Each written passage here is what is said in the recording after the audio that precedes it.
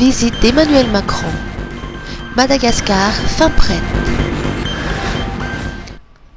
Madagascar est fin prête à accueillir le président français Emmanuel Macron et le 5e sommet de la Commission de l'océan Indien les 23 et 24 avril prochains.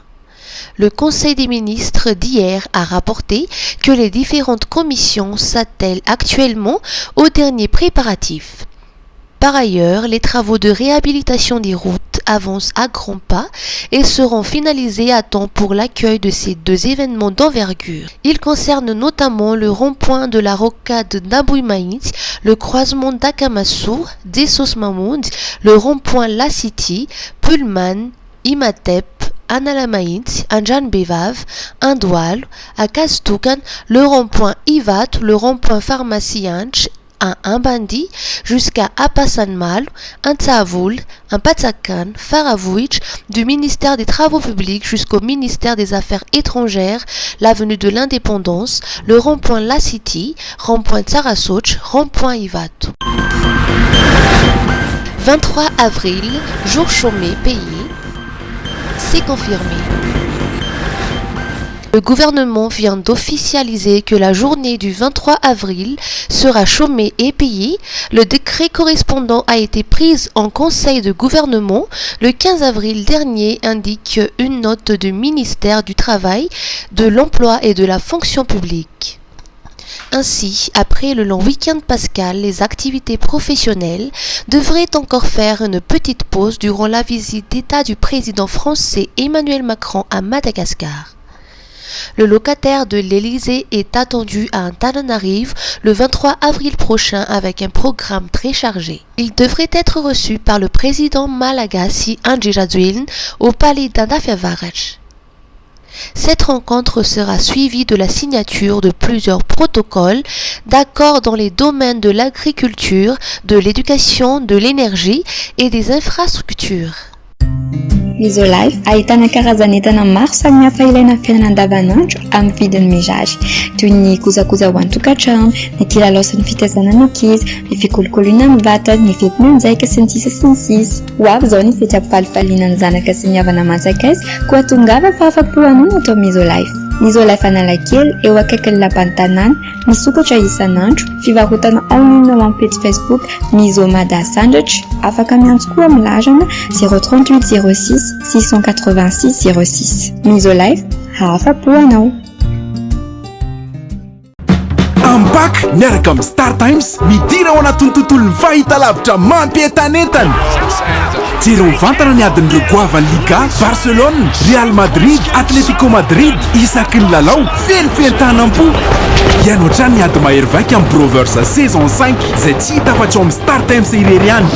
Tolotra miavaka be, manampidy 1000 ariary amin'ny basique, na smart, valorise sy 4 ariary, fa hita classique super amin'le 50 000 ariary ene enao e. Tsy izany ihany fa mbola maro be ireo tolotra miandry anao fa tongafa manao réabonnement e.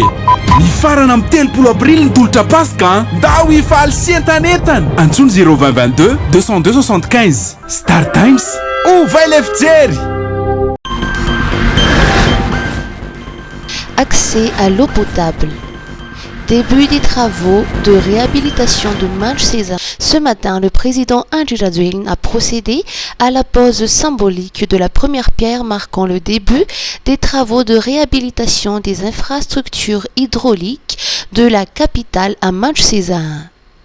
Ce vaste chantier vise à améliorer durablement l'accès à l'eau potable pour les habitants d'Antananarive. Dans son discours, le chef de l'État a souligné l'importance stratégique de la station de Manche César qui alimente à elle seule près de 60% des Fouctans de la capitale. Les travaux débuteront sur ce site avant de s'étendre à Amornakoun, puis à d'autres zones concernées. Le projet comprend notamment le remplacement des anciennes pompes, la réfection de 64 km de canalisation vétuste ainsi que l'installation de 150 km de nouveaux tuyaux. Il prévoit également la rénovation des stations de traitement d'eau et des stations de surpression situées à Mangiambero, Medful et Ambudmit. Des interruptions temporaires de la distribution d'eau sont à prévoir pendant les travaux, mais ces désagréments passagers permettront de renforcer significativement l'approvisionnement, en particulier en prévision de la prochaine saison sèche. Ce projet, soutenu financièrement par la Banque mondiale, a été mis en avant par le ministre de l'Eau, de l'Hygiène et de l'Assainissement comme une réponse concrète à une problématique persistante. En effet, la station de Manch-Sézain, construite en 1927, n'avait jamais bénéficié de travaux de rénovation majeurs. Le vieillissement des installations, couplé à une demande croissante, a fortement affecté la capacité du réseau à répondre efficacement aux besoins des usagers. La mise en œuvre de ce programme de modernisation marque une étape cruciale vers la résolution durable des problèmes d'eau potable dans la capitale malgache. Base-Touliard. Le permis environnemental à actualiser.